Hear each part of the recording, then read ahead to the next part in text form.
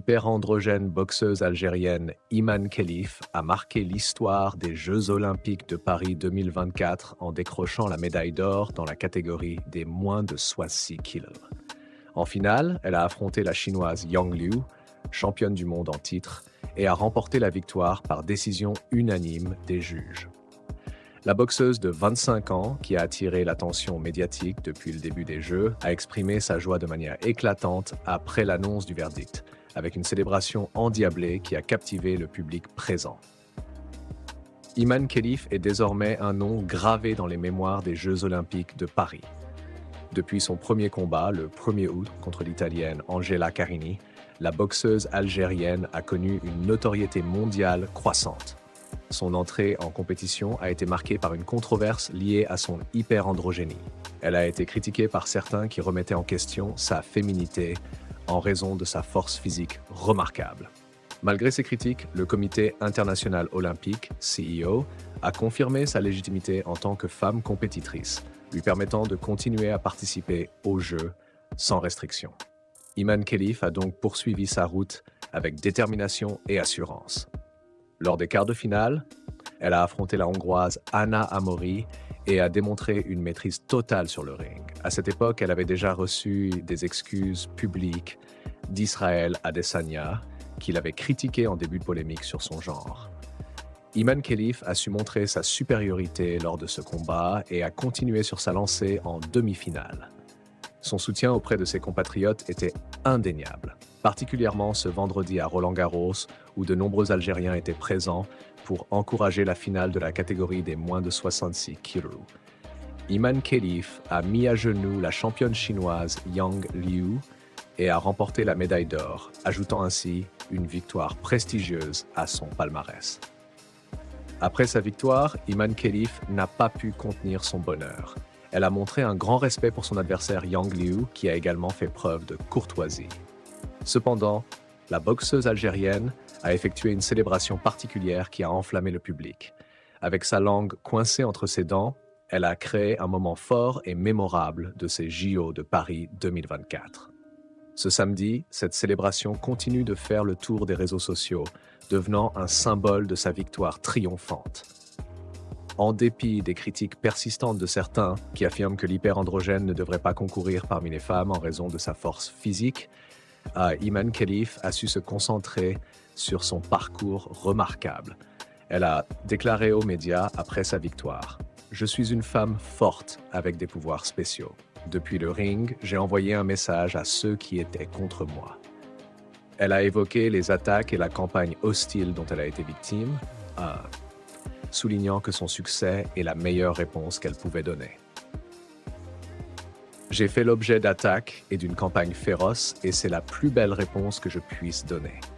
La réponse a toujours été sur le ring, a-t-elle affirmé avec émotion en montant sur le podium.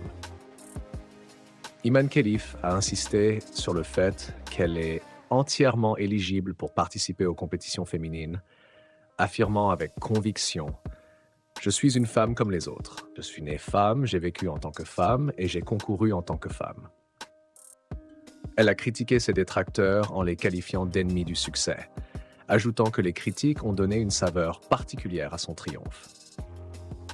Félicitée par le président algérien Iman Khelif, s'apprête à recevoir un accueil chaleureux à son retour en Algérie, où elle est désormais considérée comme une héroïne nationale. La boxeuse de 25 ans, qui a exprimé son intention de poursuivre l'IBA en justice pour avoir alimenté la polémique sur sa féminité, se prépare à une grande carrière après ces Jeux olympiques. Ce samedi, Amar Bramia, président par intérim du comité olympique algérien, a prononcé un discours fort contre l'IBA, dénonçant l'organisation pour sa gestion controversée. Bramia a exprimé son mépris pour l'IBA, la qualifiant d'organisation corrompue et incompétente. Je ne comprends pas que l'IBA continue à s'agiter, l'IBA n'existe plus. Dans le système sportif mondial actuellement, c'est comme si vous étiez une fédération nationale de foot et que vous vouliez vous battre contre la FIFA. Ça ne peut pas exister. L'IBA n'existe plus. Ils doivent comprendre qu'ils ont eu un fonctionnement qui ne respectait pas les règles. C'est une organisation un peu Je ne voudrais pas utiliser un terme blessant, mais on ne peut pas essayer de tout gérer avec l'argent, la corruption ou les trafics d'influence, a-t-il déclaré avec fermeté. Avant d'annoncer une grande fête en l'honneur de la boxeuse algérienne, Bramia a complètement détruit la Fédération internationale de boxe, dirigée par le Russe Umar Kremlev. N'oubliez pas d'aimer la vidéo et de vous abonner à la chaîne si ce n'est pas encore fait. L'attaquant anglais Marcus Rashford traverse une période difficile avec Manchester United. Lors de la finale de la Community Shield contre Manchester City ce samedi, Rashford, titulaire au sein de l'équipe, a manqué une occasion cruciale en première période, soulignant ses difficultés actuelles. Formé à Manchester United, Rashford ne parvient pas vraiment à répondre aux attentes ces derniers mois. Sortant d'une saison compliquée durant laquelle il n'a marqué que 8 buts en 44 matchs, le joueur de 26 ans, originaire du quartier de Wythenshawe au sud de Manchester, peine à retrouver son efficacité devant le but. Sous la direction d'Eric Ten Hag, Rashford a été aligné contre les Sky Blues de Pep Guardiola au Wembley Stadium pour cette finale tant attendue. Malheureusement, il s'est distingué par un raté monumental à la 35e minute du match. Après une superbe action collective de ses coéquipiers, il se retrouvait seul devant le gardien brésilien Ederson. Rashford a tenté une frappe enroulée qui est finalement passée loin du cadre. Un échec qui fait désormais le tour des réseaux sociaux. Avec la rareté des occasions pour les Mancuniens et les gros efforts fournis par l'Ivoirien Amad Diallo, cette énorme occasion manquée pourrait se révéler décisive en cas de défaite lors de cette rencontre. Et malheureusement pour Rashford, ça a été le cas. Mais avant, la situation de Rashford ne s'est pas améliorée au cours du match. À la 75e minute, il a de nouveau échoué à concrétiser une opportunité claire. Complètement hors de rythme, Rashford a gaspillé une nouvelle occasion franche de but, exacerbant les inquiétudes autour de sa forme actuelle.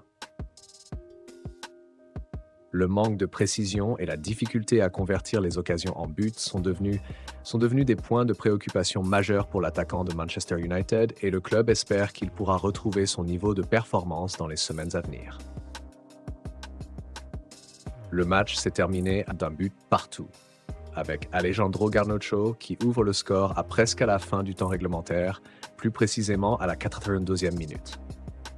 Aussitôt, 7 minutes plus tard, Man City égalise avec le but de Bernardo Silva à la 89e minute. Et finalement, Manchester City remporte la victoire sur tirs au but, 7-6.